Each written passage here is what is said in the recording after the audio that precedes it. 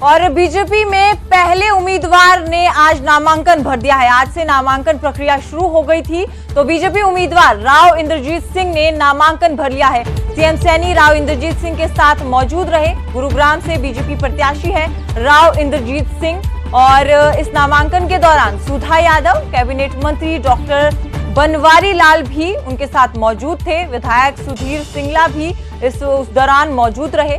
BJP ने गुरुग्राम में इससे पहले विजय संकल्प रैली की, हुंकार भरी यहां से बीजेपी उम्मीदवार ने भी और सीएम सैनी ने भी। इसी के साथ साथ सीएम सैनी ने नामांकन के बाद सभी सीटों पर जीत का दावा भी किया।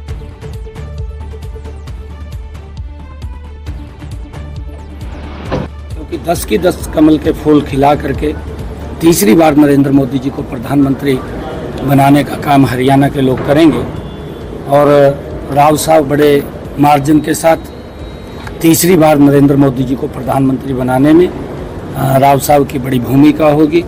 कमल का फूल गुरुग्राम लोकसभा से जाएगा। बीजेपी उम्मीदवार ने नामांकन भरा, लेकिन कांग्रेस में कलह शुरू हो चुकी है। फरीदाबाद लोकसभा सीट पर कांग्रेस में बगावत देखने को मिल रही है। टिकट कटने पर करण दलाल ने बागी तेवर दिखाए हैं। महापंचायत बुलाकर उन्होंने हुंकार भरी। पार्टी हाईकमान से टिकट को बदलने की मांग की है। उन्होंने कहा कि टिकट वितरण गलत हुआ है।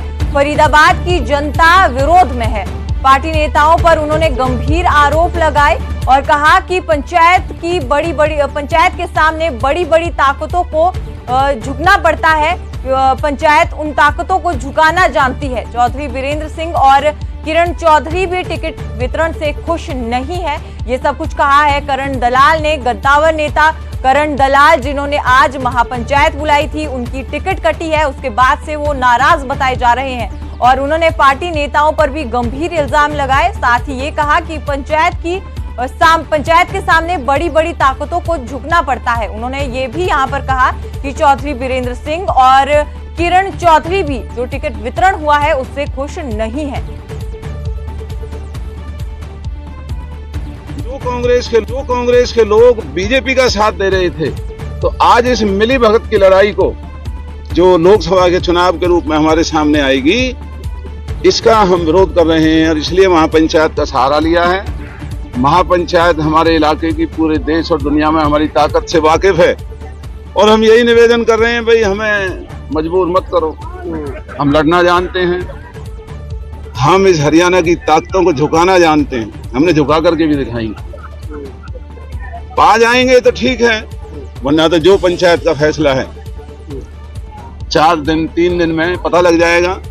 जो डेलीगेशन वहां जाएगा, अगर नहीं होती है तो फिर हम आपस में बात करके और इलाके को लुटने नहीं देंगे। जो इलाके को लुटने का, परिवारों की राजनीति को कायम करके इलाके के हितों को जो दरकिनार करके एक गुलाम व्यवस्था का जो फरीदाबाद में खड़ा किया जा रहा है, हम इसका विरोध करेंगे।